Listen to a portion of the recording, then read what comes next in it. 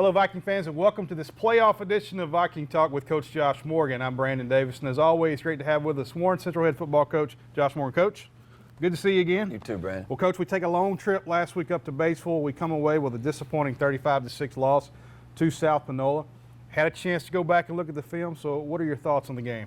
Well, we did some good things. I thought we had a good week as far as preparation goes, and thought we traveled well. And really played a pretty solid first half and had some things go our way. And definitely the score was not indicative of how close of a game it was. I think the first 5 minutes of the second half was very crucial. They took the opening drive down and scored and kind of set the tempo for that half. And then we responded with a really good drive of our own, got inside the red zone, and had a penalty back us up. Next play, we got sacked and fumbled, and that went for a touchdown. So, you know, you look in a matter of really the first 5-6 minutes of that half, it was a 14-point swing, and that's just something that we just couldn't overcome, and it kind of got away from us after that point. Well, as you'd expect, you were frustrated after the game, as all the coaches were. But after you went back and looked at the film, did you find any positives to build toward going into the playoffs? Yes, always positive. You can find the positives, and did some good things. I thought that, you know, our offensive line, after looking at the tape, may have played their best game. And again, which is good to see. They have definitely gotten better week in and week out. Again, playing without our starting running back, and starting really our first two running backs did not play.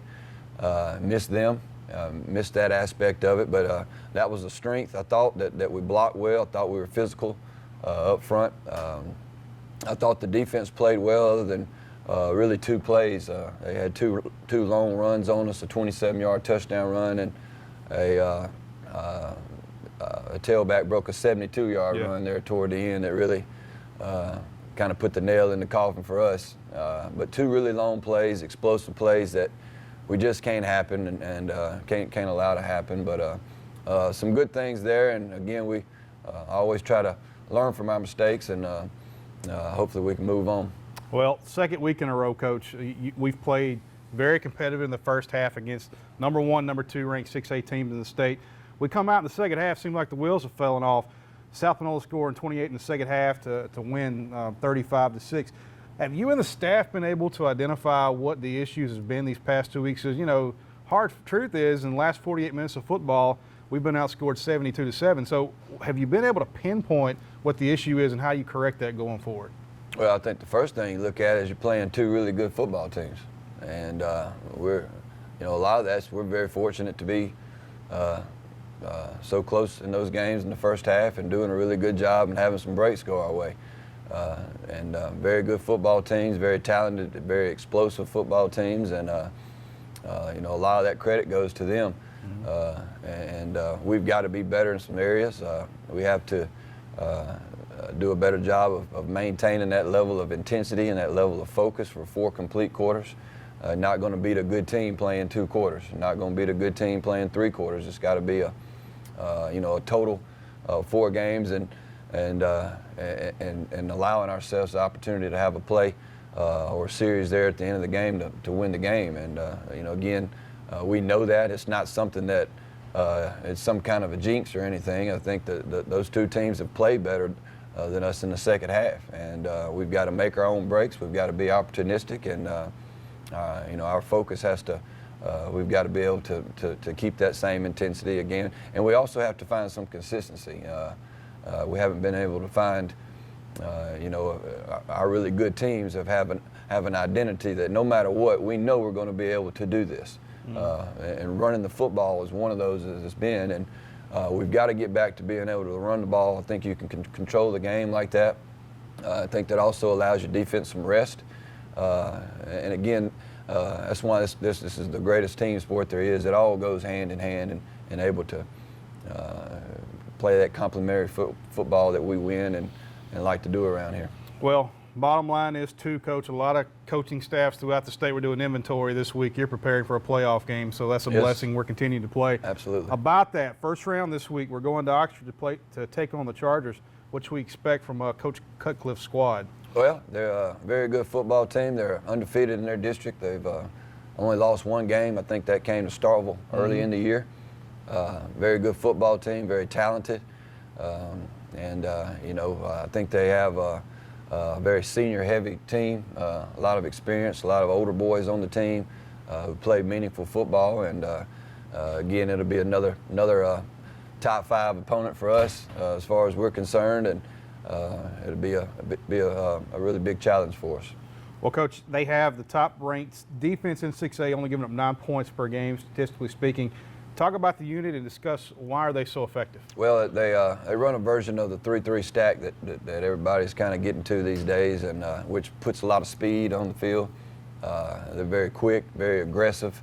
But again, we've seen teams very similar to that, and we've seen different versions of that. But again, what they've done is done a really good job of taking away the run and really putting a lot of athletes on the field and that can run and tackle and fly around to the football, and being really disruptive up front as far as the blocking scheme goes. Well, this is Viking Talk. We're visiting with Coach Josh Morgan. Coach, offensively, they're led by quarterback John Marr. Looks like he's a better runner than he is a passer when you look at the statistics. So what's going to be your approach to contain him this week? Well, people throw around that dual threat label a lot, but he's definitely an athlete that's back there touching the ball every play, and he's gritty, he's tough, really explosive, can run, runs really hard, very physical, tough guy, and he also can make plays through the air, and we've got to do a really good job of containing him, especially with our D-line as a unit, trying to contain him and keep him in the pocket, make sure that we don't create those running lanes that he likes to get out and run in, doing a really good job of containing him as a complete unit, not just as one or two player, but together. Well, I know it's a new season. We faced him last season. He was a junior when we were in the Red Carpet Bowl. So you think you have a little bit of advantage of at least knowing what type of a player he is? Well, we've seen him, I think, for 3 quarters. Yeah. And we also saw him playing and making his first start as well. So a lot's changed since then. A lot of football's been played since then. So there's a little bit of familiarity there. But again, what's helped us and what's prepared our guys is the schedule that we've played. Right. We've played some guys that can run. We played guys that can throw. So if there's a team that's battle tested, it's definitely us. And hopefully we'll learn from those past experiences and make sure that we try to put our best foot forward. Well, another challenge for us on the defensive side of the ball is going to be their big threat, 6'4" senior tight end J.J. Pegues. We saw him last year in the Red Carpet Bowl, but discuss the challenges that he's going to create, not only for our linebackers, but for the secondary as well. Well, he's a mismatch problem as far as size and that strength, and when 6'4", 280, and you put that outside, they'll line him up at receiver and they'll throw it to him. They'll line him up at tailback and give it to him. Put him down at tight end. He'll be the lead blocker.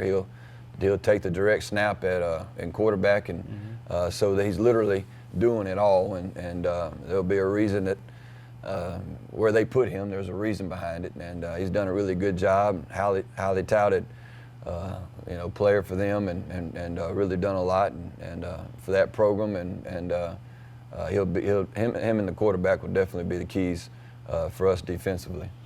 Well, you look at the total yardage-wise throughout the season. They only have 318 more yards than we do, but 40 touchdowns compared to our 21. So why have we struggled to finish drives this season, and how do we correct that going into this week?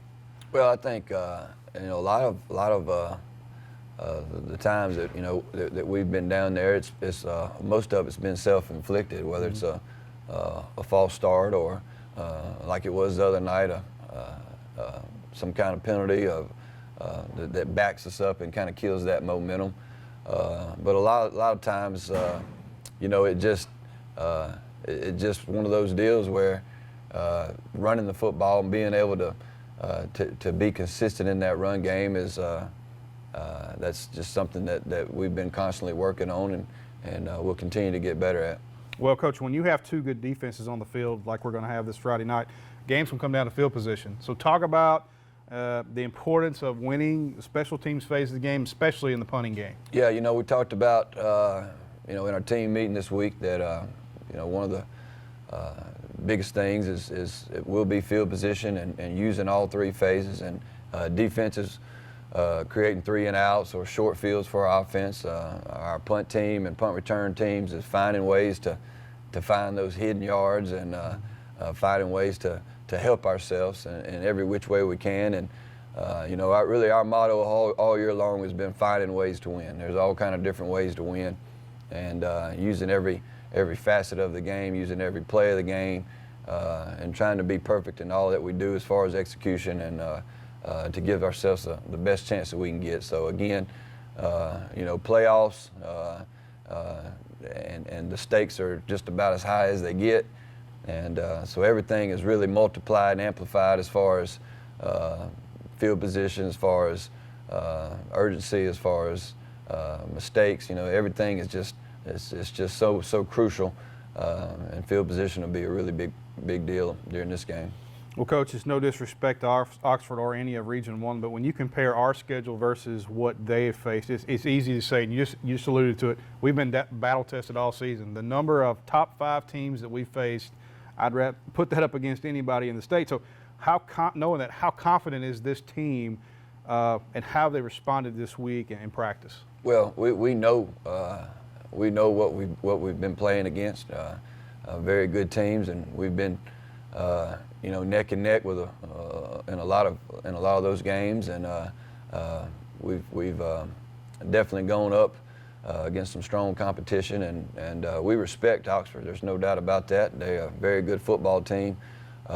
They won't be anything that we've not seen, and I feel like that one of the biggest advantages they don't have on us is that we got to go on the road, and we're going to try to handle that the best that we can and be prepared, and be a determined and focused team when we get off the bus, ready to play, ready to get after it for 4 quarters, and then we'll just let it fall where it falls. So any significant injuries or anyone that you're going to have to hold out this Friday? No, we had a couple guys that didn't play against Panola, and we'll be everybody be ready to go this week, and we'll have all our guys healthy and ready to go, and ready to get after it. Well, something we hadn't talked a lot about, Josh Griffith, he tied the county record, 12 field goals made. Yeah. Opportunity to kick 13, maybe 14 this week to break the record.